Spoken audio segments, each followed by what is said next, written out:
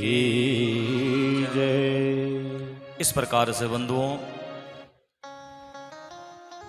कपिल जी ने अपनी मैया को बड़ा दिव्य उपदेश दिया और मैया ने इन उपदेश का पालन करते हुए अपना पंच भौतिक शरीर भगवान का भजन करते हुए त्यागा।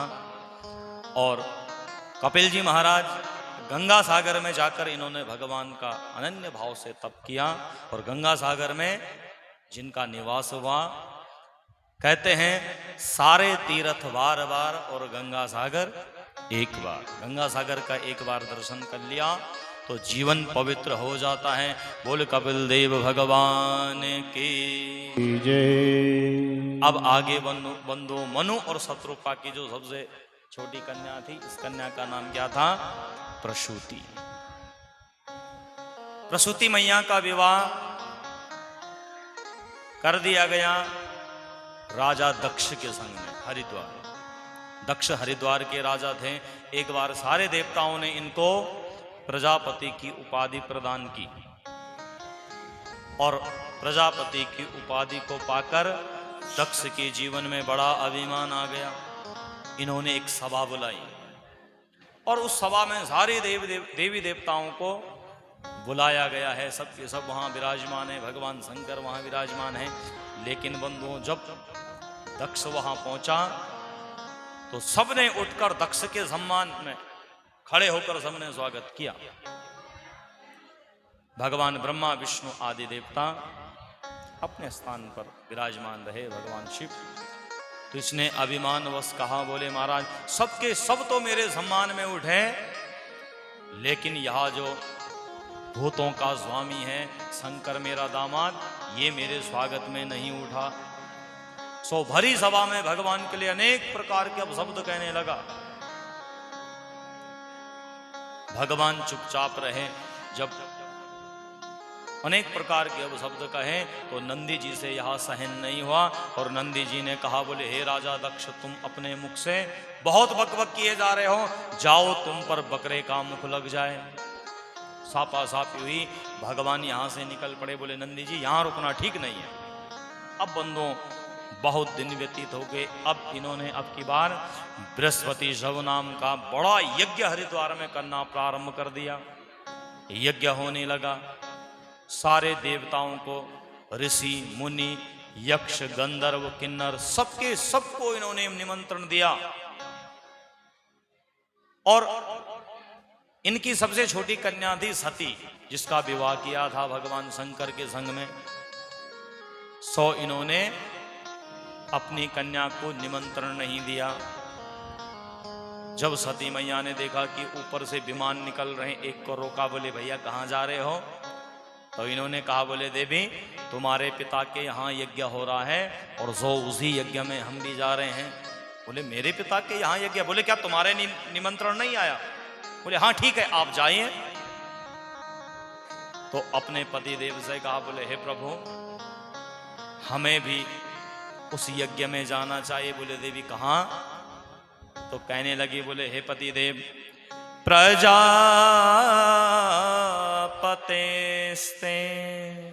स्वसुरस्य साम्प्रतं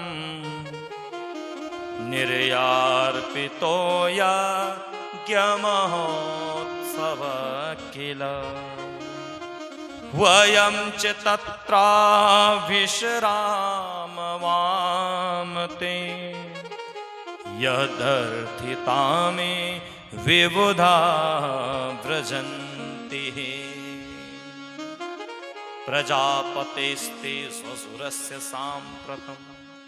कि बोले जो आपके ससुर जी हैं वह बड़ा विशाल यज्ञ कर रहे हैं और क्यों ना हमको भी उस यज्ञ में जाना चाहिए। तो भगवान ने कहा, बोले देवी ये तो आप ठीक कर रहे हैं, लेकिन बिना बुलाए किसी के यहां नहीं जाना चाहिए। मैं बिना बुलाए बिल्कुल वहां नहीं जाऊंगा। तो सती मैया से रहा नहीं गया, बार बार कहने लगी, बोले प्रभु मैंने तो सुना है कि मित्र के यहाँ, माता पिता के यहाँ, रोगी को देखने के लिए गुरु के पास और भगवान की कथा में बिना बुलाए भी चले जाना चाहिए। बोले देवी जाना तो जरूर चाहे, लेकिन तब जाना चाहे कि जब इन सबके हृदय में तुम्हारे प्रति प्रेम हो। और यदि अगर तुम्हारे प्रति, जिस घर में तुम्हारे प्रति प्रेम ना हो, जिस घर में आपका मान सम्मान ना हो बंधुओं, वहां कभी भूल कर भी नहीं जाना। मैया से रहा नहीं गया, भगवान शंकर से कहने लगे, बोले प्रभु मैं जाऊं। भगवान ने कहा, बोले देवी मैंने तो इनकार कर दिया और मैं तुम्हें से भी कहता हूं कि वहां मत जाइए, लेकिन रहा नहीं गया। भगवान ने कहा हम तो कदापि नहीं आएंगे। बोले प्रभु आखिर बात तो बताओ, बात क्या हुई? सो सारा वृतांत आज भगवान ने मैया से कहा। मैया से रहा नहीं गया बंधु, भगवान की आज्ञा का तिरस्कार कर दिया। भगवान ने कहा, बोले देवी यदि अगर तुम हमारी आज्ञा को नहीं मानते हो और वहां तुम चली गई तो निश्चित ही तुम्हें मृत्यु तुल्य जैसा कष्ट उठाना पड़ सकता है, मृत्यु तुल्य कष्ट तुम्हें प्राप्त हो सकता है। लेकिन सती ने अपने पति की बात को नहीं माना। भगवान नेत्र बंद करके तप करने लगे। सती सिंह पर सवार हुई और सती हरिद्वार की ओर निकल पड़ी। अन्य भगवान के पार्षद इनके संग में विराजमान हैं। मैया जब हरिद्वार में आए तो जैसे ही पिताजी ने दूर से आते हुए देखा सती को, अब सोचने लगे कि मैंने तो इसको बुलाया नहीं, ये कहां से आई? तो पिता ने इसकी ओर देखकर मुख को मोड़ लिया, पीट कर ली। पिता भवन जब गए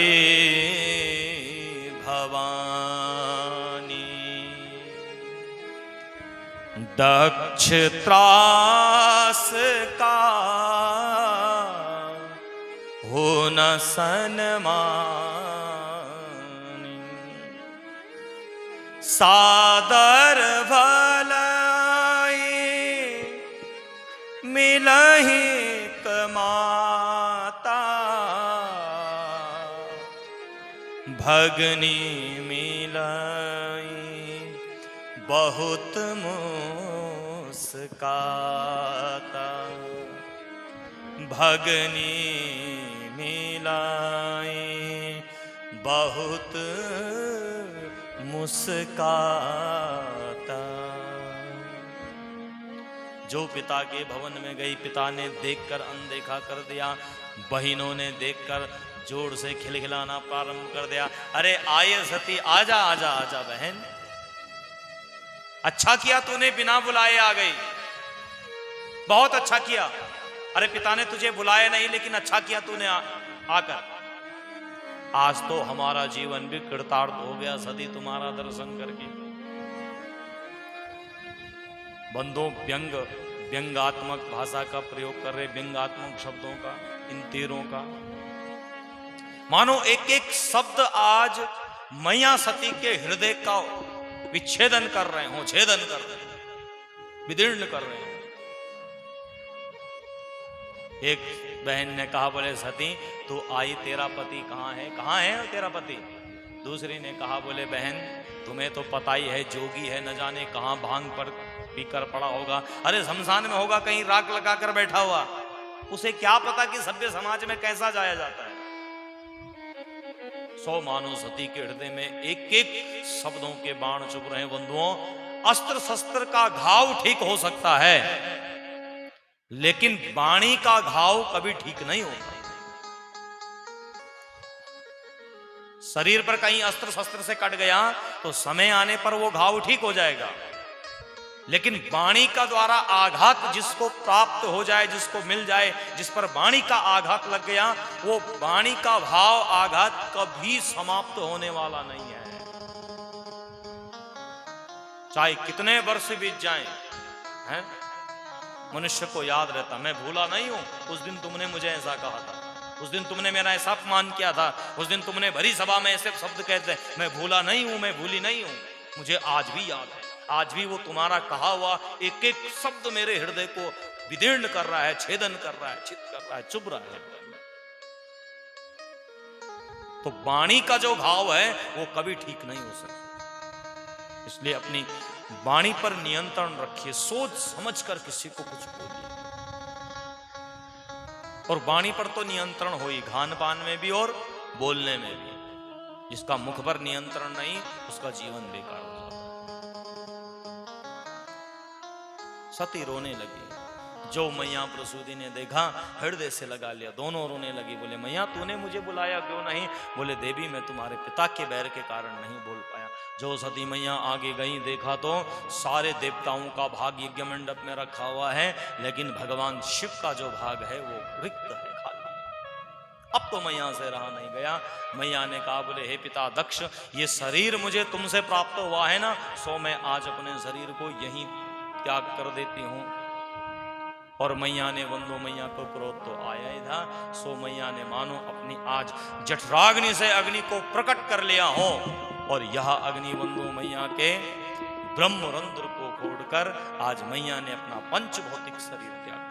जो सुन की सती ने प्राण त्याग दिए, सब जो भगवान के पार्षद आए थे इनके संग में युद्ध करने लगे, लेकिन दक्ष के सैनिकों ने इनको मारकर भगा दिया। इधर नारद जी भगवान के पास गए, बोले प्रभु आप तो यहाँ तपस्या कर रहे हैं। वहां सती ने प्राण त्याग दिए। भगवान ने कहा मैं जानता था, जो अपने माता पिता, जो अपने गुरु, जो अपने पति, जो अपने से बड़ों का कहना नहीं मानते, वंदो उनका जीवन एक दिन अंधकार में चला जाता। हाँ, गुरु कभी नहीं चाहेगा कि मेरा शिष्य अंधकार में रहे। गुरु जी तो यही चाहते हैं कि इसका जीवन उज्जवल हो।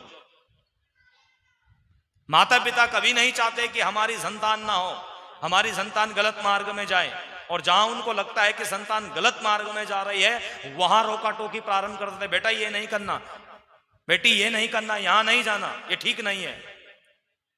तो जो बेटा बेटी कहते तुम्हें क्या पता आज का जमाना कहां चला गया, और तुम आज भी पुराने विचारों के ढेरे, आज भी पुराने विचारों में डूबे हो। तो बंधुओं, चाहे विचार भले पुराने ही क्यों ना हो, लेकिन अनुभव तो जीवन का बहुत बड़ा होगा। 4 अक्षर तुमने ज्यादा जरूर पढ़ लिए होंगे, लेकिन तुमको अनुभव नहीं है जीवन का। किताब को पढ़ लेना अलग बात है, और उसको जीवन में धारण करके अनुभव करना बड़ी बात है। स्कूल कॉलेज में जाकर डिग्री को पाना बड़ी बात नहीं है, उस डिग्री का जैसा आचरण को जीवन में उतारना बड़ी बात है, उस संस्कार को जीवन में धारण करना बड़ी बात है। बोलना बड़ी बात नहीं है, अपने बोले हुए पर अमलता करना, अपने बोले हुए पर टिके रहना, अपने बोले हुए को कर्तव्य को पूर्ण करना बड़ी बात है ना। जब चुनाव का समय आता है तो सो अनेक प्रकार की घोषणाएं हो जाती हैं, हवाई है ना, यहां से आपके लिए ऐसा हो जाएगा, वहां आपका ऐसा हो जाएगा, वहां आपका ऐसा कर देंगे, वो कर देंगे, और सो जनता को अपनी मीठी चुपड़ी मीठी बातों में फंसाया। और जो चुनाव समाप्त हुए, अब जनता दर दर भटक रही है, भाई ये कर दो, वैसा कर दो, कहीं जल नहीं आ रहा है, कहीं पानी नहीं आ रहा है, कहीं ऐसी व्यवस्था हो गई, सो सबका सब अपना पल्ला झाड़ना शुरू है। हाँ, तो बोले हुए पर अमलता लाना बड़ी बात है। सच्चा मानव वही है कि जो अपने बोले अपने वचन को पूर्ण कर दे, है ना। कभी किसी की व्यर्थ बातों का विश्वास मत कर लेना, व्यर्थ घोषणाओं पर विश्वास मत कर लेना, इन मीठी मीठी बातों में मत आना, कभी मत डूबना, किसी कोई भी हो।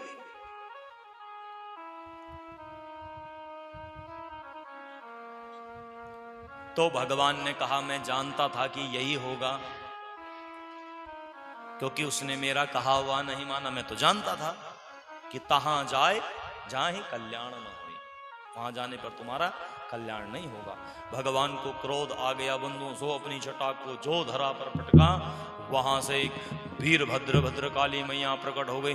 बोले वीरभद्र भगवान की, भद्रकाली मैया की जय। प्रकट हुई और भगवान ने कहा, बोले ए वीरभद्र जाओ, वो दक्ष बड़े अभिमान पूर्वक यज्ञ कर रहा है, जाकर उसका यज्ञ विध्वंस करो।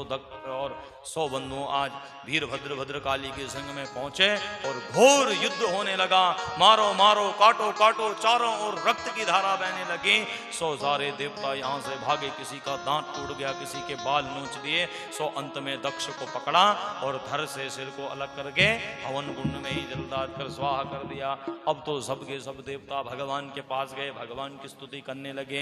कर्पूर गौरम करुणावतारम संसार सारम भुजगेंद्रहारम।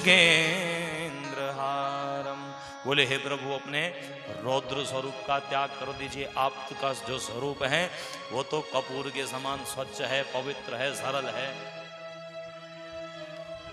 अपने क्रोध को त्यागिए। भगवान ने कहा देवताओं क्या हुआ? बोले महाराज 100 देख लो, किसी का दांत टूटा हुआ है, किसी का आंख फूटा हुआ है, किसी के बाल ही नहीं है, केस ही नहीं है। बोले कहाँ गए थे? दक्ष के यहाँ। तो बोले भैया जहाँ हमारा भाग न हो वहाँ तुम क्यों गए? बोले महाराज छोटे से लोभ के कारण अपना शरीर भी गंवा बैठे। बोले प्रभु हमारे नेत्र दे दो। बोले अब बुढ़ापे में नेत्रों का करोगे भी क्या हुआ है? तो बोले चलो मेरी दांत दे दो। बोले बुढ़ापे में क्या करोगे भाई दांतों का? अब तो बुढ़ापे में केवल सत्तू घोलो और 2 गिलास पी जाओ। जय राम। बोल साचे दरबार के। बोले मेरे केसों को दे दो। बोले बेटा क्या करेगा केसों को पा करके?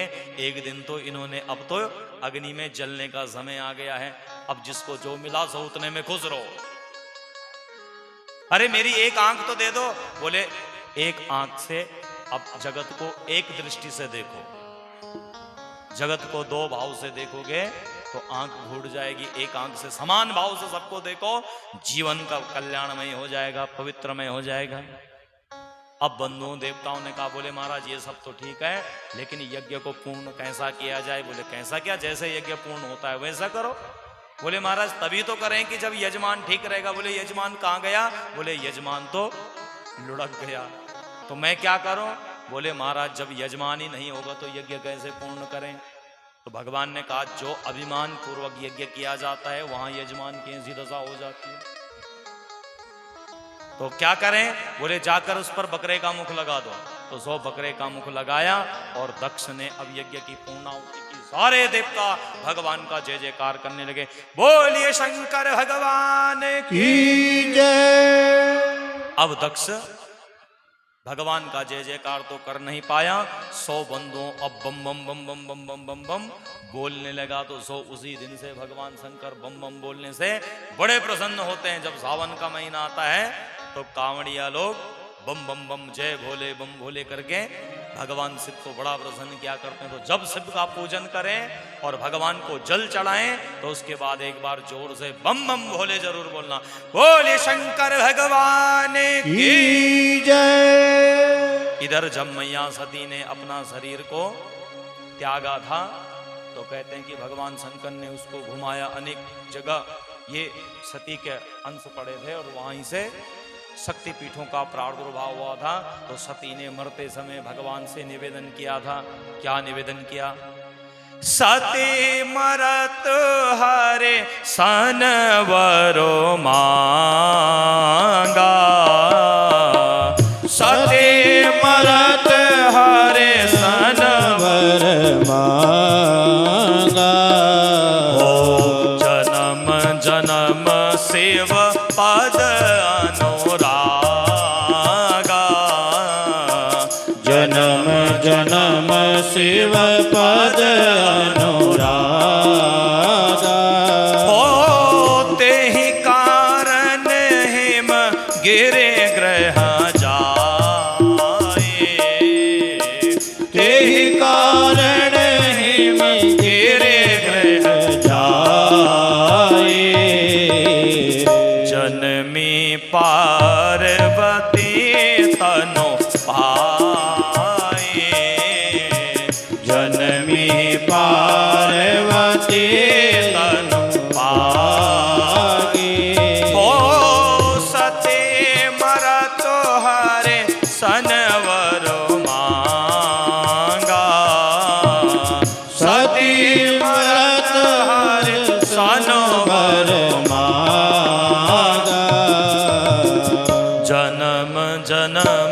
शिव पद अनुरागा, जन्म जन्म शिव पद अनुरागा। सती ने मरते समय कहा, बोले हे प्रभु, जब जब मेरा जन्म हो भगवान शंकर ही मुझे पति के रूप में प्राप्त हो। और यही कारण था कि मैया सती का प्रादुर्भाव हुआ पर्वतराज हिमालय और मैना के यहाँ पार्वती के रूप में। अनेक इसके नाम होते, अपर्णा नाम होता है, उमा नाम होता है। नाम उमा अंबिका भवानी, उमा अंबिका पार्वती, यह सब इनके होते हैं। और बंधुओं, तब उसी समय तारकासुर ने पापाचार किया, वरदान मांगा कि शिव के पुत्र के द्वारा मेरी मृत्यु हो। भगवान ने कहा हम अब विवाह नहीं करेंगे। सो कामदेव को बुलाकर शिव की तपस्या को भंग किया गया। और देवताओं ने कहा, बोले प्रभु अब आप विवाह कर लो। सो पार्वती के संग में विवाह कराया गया। और तब भगवान बंधुओं, भगवान शिव के तेज से एक कुमार बालक का प्रादुर्भाव हुआ। सप्तऋषियों की पत्नियों ने इसको स्तनपान कराया, 6 मुख हो गए, तो नाम पड़ा जड़ानंद। और सो इन्हीं कार्तिक महाराज ने तारकासुर का वध कर दिया। अब आज की कथा यहीं पर विराम। शेष जो कथा है वो अब हम कब सुनेंगे? रात के कथा प्रसंग में। हाँ, आज 9 बजे से 9, साढ़े 9 बजे से 12 बजे तक अभी कथा होनी है। और 12 बजे हम फिर भगवान बाल कृष्ण का प्राकट्य महा उत्सव मनाएंगे। आप सब लोग पीले वस्त्र पहनकर आना, खूब सज धज के अधिक से अधिक संख्या में पधारना आप लोग, है ना। अब की बार थोड़ा सा आप लोगों की संख्या में बहुत गिरावट आई है, कमी आई है ना। क्या कारण है? कुछ लोग अस्वस्थ हैं, लेकिन सभी थोड़ी है ना। तो जो अस्वस्थ हैं परमात्मा उनको जल्दी स्वस्थ करें, और स्वस्थ हो भी रहे हैं। आप लोग जरूर उनका स्वास्थ्य का ध्यान रखिए। और मैं नित्य प्रति आपसे कह रहा हूं कि पूरे वस्त्र पहनकर कथा पांडाल में आइए। और हाथ में दवा ओडोमास इत्यादि लगाकर अपने घरों में धुआं इत्यादि करें। हो सके तो कथा मंडप में भी थोड़ा सा, हाँ, और अपने वार्ड के पार्षद जी से जरूर सूचना दे कि भाई हमारे यहाँ कथा हो रही है। एक बार जो मशीन होती है, क्या बोलते हैं उसको, हाँ, एक बार उससे कम से कम एक बार उसको यहाँ दर्शन तो करा दो, है ना। तो चारों ओर जरूर इस बीमारी से बचें, मैं यही कामना करता हूँ। पूरे वस्त्र पहनकर आप लोग आइए। और रात्रि के समय में बड़े धूमधाम से हर्षोल्लास के संग में हम लोग भगवान बाल कृष्ण का प्रादुर्भाव मनाएंगे। तो आप लोग तालियों के संग में भगवान का स्वागत करेंगे। बोले बाल कृष्ण लाल की जय हो, भागवत भगवान की जय हो।